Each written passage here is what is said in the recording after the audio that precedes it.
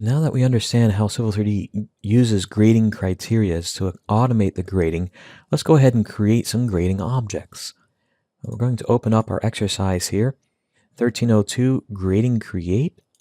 And we see that existing feature line that we've been working in Chapter 12, and it's located here. And so we're going to go to the Home ribbon, Create Design Panel, and we're going to choose Grading. From there, we're going to open up the Grading Creation Tools. Grading Creation Tools is a toolbar very similar to what we've been working with in so many other facets, alignments, profiles, pipe networks, and so forth. And so as usual, we work from the left to the right. So as we add grading objects, the end result of a grading object is a feature line. And so we're grading from a feature line to a feature line, and the grading object, of course, is just a part of automating that feature line elevation at the end. Now, we've talked about how feature lines interact with one another and really belong in sites. Because we can have so many grading objects, we're going to group them together in a site.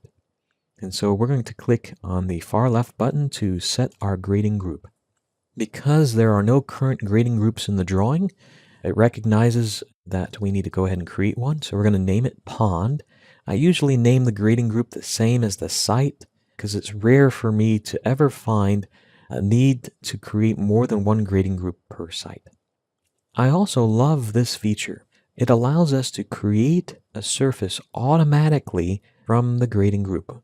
In other words, what it's going to do is it's going to add the feature lines and the group information as break lines and definition to our surface.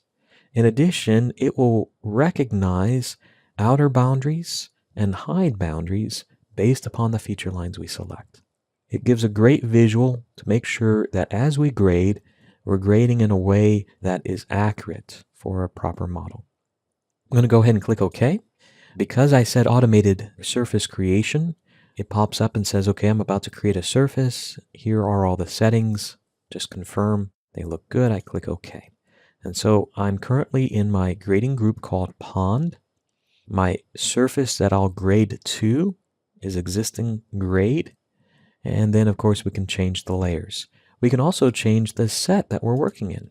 In this case, we only have one set in the drawing, and there's a few different criteria that's available to us. Now, we go back again to the first exercise. We talked about and presented what we're going to be doing. We're going to be coming from the bottom of the pond, that's that feature line we see here, and we're going to an absolute elevation of 737.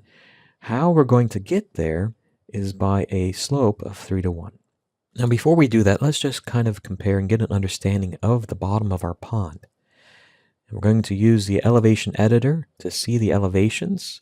You see that the elevations are not constant, but generally the bottom of the pond is 734 or deeper. What was done is everything is grading from these points here at 1% down to our low point where we'll outlet here. So because of that, let's go ahead and select our criteria. We're grading, or better yet, we go at a 3 to 1 slope to an absolute elevation. So we have the correct criteria. Now we can add a grading object. It asks us to select the feature. This is our base point, where we're starting from. So it's the bottom of our pond. It says which direction are we grading from the bottom. In this case, we're going out. Are we going the entire length with our grading? Yes. And what is the absolute elevation? 737. I press enter. It is now going to prompt me for the slopes. Now you remember in our last exercise, we set these slopes and locked them. If we had locked them in this exercise, we would not be prompted. But notice the name of our criteria does not match our first exercise. Our first exercise was 3 to 1 to elevation. This criteria is named slope to elevation. It's a little bit more generic. And we'll look at the benefits of that in a minute. So I'm going to go ahead and type in 3 for both the cut and the fill. Our grading object is drawn with those projection lines. The feature line, which is the end result, is drawn. And automated surface with the contours is added. And it's prompting me already again to do additional grading. Well, the next portion of our grading is the ledge. So let's see if we can select the correct criteria to create that flat ledge. We're going to grade to a specific distance. Notice it never ended the command to select the feature. And so I select the newly created feature line from the last grading object. We're going the entire length at a distance of 3 feet. The grade, again, we want some positive grade. We don't want it to be flat. So we'll say 2%. It adds that feature line as well with additional information along the grading object.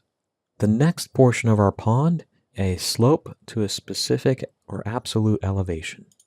So notice again, I haven't even ended the command. I've just changed the criteria during the command. We're going the entire length at an elevation of 740. Our slopes for both cut and fill are 3:1. Now, as you're building, recognize one grading object is referencing another grading object, which is referencing another one, and so on. So the more connections we have, the slower it's going to get, as it's really automating a lot of information all at once. Next, we're going to add our berm. That's grade to distance, just as our flat ledge. I'm going to select the top of our pond there, 740 feature line. We're going the entire length. The width of our berm is 8 feet, and we're going a distance of 2%. So now that we have the top of our berm in the pond, now we just have to grade down or up, depending, of course, on tying into our existing grade. So in this case, we are sloping to a surface. Select that last feature line that was created. We're going the entire length at a slope of 3:1. Now again, this is going to take a little bit longer as it's tying into an existing surface model, reading those triangles, and adding the information. So that quickly, we've created our pond. And you can tell just from the styles of the grading objects, when we're in cut and when we're in fill. And how accurate is this surface? Let's take a quick look at it in 3D. So well-defined model of our surface. We see it tying in. We have some cut here. Most, of course, we're in fill over on this end. There's one little caveat. We don't have a bottom of a pond. And so next exercise, we're going to look at how we can add the information to our surface model to include the bottom of the pond.